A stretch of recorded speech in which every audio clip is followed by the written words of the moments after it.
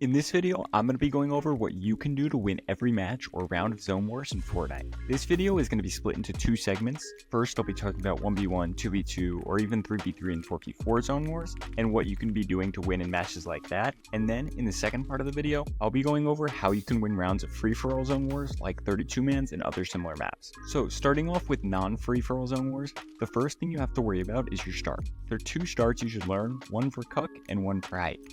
So for the first start, it's actually going to be a height start. What you want to do is place an edited cone towards the direction that you're jumping. You're going to want to time your run so you run out exactly when the barrier drops. You're going to want to run, jump, place a floor and ramp in the direction of the person again. From there, you want to place one ramp out like this, jump up, place a floor and ramp, and then clicks 90 off this ramp. From here, if you're already over them, you can just ramp at them like this, but if you're not, from here I recommend that you do some 90s first. 2 jumping 90s, and then you can do a non-jumping 90, or you could just do tack sprinting non-jumping 90s straight up like this. Here's what it looks like in full speed.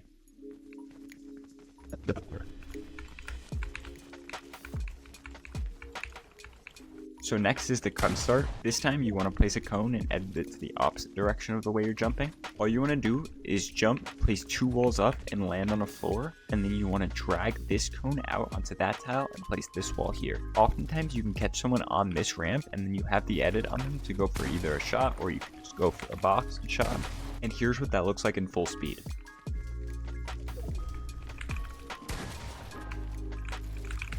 So for the second cuck start, you want to place the cone and edit in the direction that you're jumping, and from here, again, you want to run out and land on a floor and ramp that's facing this way. And then from here, you want to place 2 ramps like this, floor and ramp, and then clicks 90 off this, and go. From here, you can sometimes cuck height or even cuck second crank if they're back there. Here's what that looked like in full speed.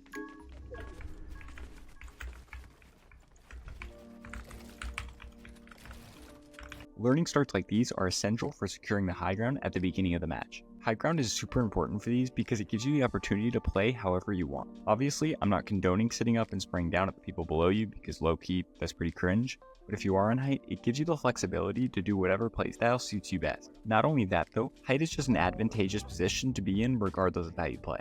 Not only is it easier to get damage from height, but it's also easier to conserve mats since you don't have to block your tops. After your start though, it's really pretty close to just a fight as you'll find in creative. If you get better at fighting, then you'll be better at Zonewars, and vice versa.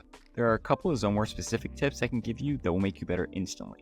First off, start conserving mats. While fights don't always last till someone runs out of mats, when they do, being the one with mats makes you much more likely to win. When I say conserve mats, I don't mean only build one piece at a time or anything like that. Mat conservation simply means just trying to be more efficient and conscious of what you're doing. Just try to avoid anything unnecessary that could lead to you wasting mats. Another thing to be super conscious of is your opponent's mats. If they don't switch their materials, it's extremely easy to predict how many mats they've used just based on the fact that they've gone through their wood, their brick, and eventually when they've used close to 50 metal builds. On the opposite side of this, make sure you're manually switching your materials when you can to throw off their count to make them think you have less mats than you do.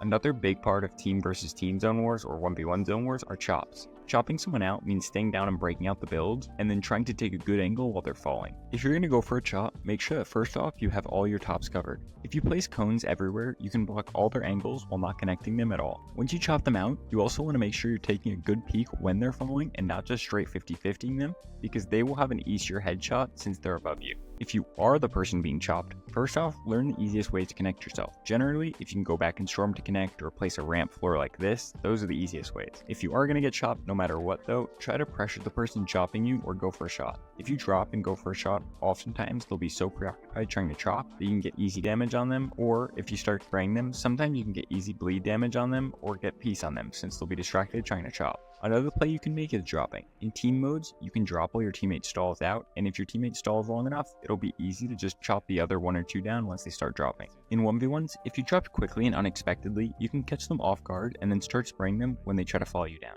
If you do make it down to grass and are playing low ground, try to stay front so you can put as much distance as possible between you and them and get more time to shoot at them and better angles for trying to chop their builds as they drop. The last advanced technique I have for Zonewars is for the specific situation when you're in a final 1v1 high in the sky, you have mats and your opponent doesn't, and you want to secure the round. If you know that they've taken a take, or if you have your own fish, you can just box up and hold the walls. Since they don't have any mats to go to zone, they'll die to storm before you, which means there's literally no chance for them to win that round. Now, moving on to free-for-all zone wars. What I mean by free-for-all zone wars is the type of zone wars where you and your team are pitted against a bunch of other solos or teams, where the zone keeps rotating and the last person alive wins the round, like an endgame in Battle Royale. Like an endgame, the first priority should be to stay frontside. Staying backside in zone wars is a surefire way to get jumped on by the more scuffed players for a refresh. If you can stay front, it gives you the opportunity to look back for kills without getting scuffed yourself. It also makes sure that you don't get looked back on from the people who are front. The next thing to keep in mind is the positioning of the zone.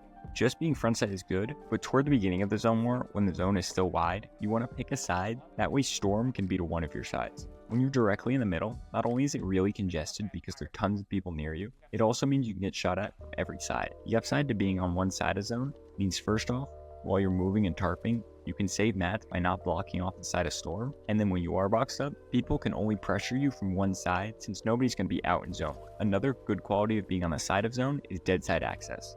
Dead side is the side of the moving zone that has less players due to it being further from the circle. You can take advantage of the dead side by wrapping to it so you have less congestion and less people on you, therefore a more free rotate. The next thing to pay attention to is layering. Layering means how high or low you are in the zone. Generally, the lower the layer, the more congestion, and the higher, the freer. In the beginning of the game, you want to be on a higher layer since you have the mats to do it, and you don't ever want to die when you have mats. Make sure you aren't second height though. Whoever is the team closest to height generally gets sprayed at the most, so do your best to not be second height. If you need a refresh, it's better to stay a little lower and look for a kill. Nearing the end of the rounds though, you're going to want to make a play for either height or low ground. Low ground is harder to play, but what you want to do is just drop frontside and be the first person to claim the builds there. Once you've claimed the builds, then you want to maintain staying ahead by placing all the builds so you don't get cut off. From this position, you can often find tons of kills on kids with no mats drop on a low ground with low HP. It is a risky position though, since those kids will want to jump in and get a refresh on you. As for height, once you've taken it, it's really easy to play. I think that the best way to take height is either to get frontside and spray back at them if they aren't staying ahead, or to sneak up behind them if they are.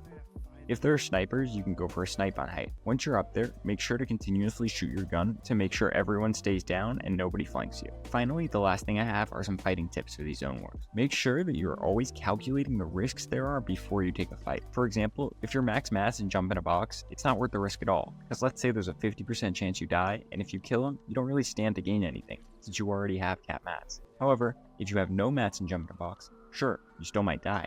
But if you do kill him, then you'll have the mats to continue to play out the endgame.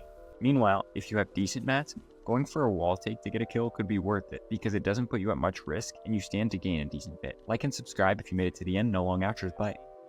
Why are you still here? No, I'm just kidding. If anyone's listening, I just want to give a little update. I know I haven't uploaded in a couple of days, and it's just because I've been super busy. I will get back to uploading as frequently as possible starting now. So hopefully you guys will see some videos in the very near future. Thank you guys for tuning in as always.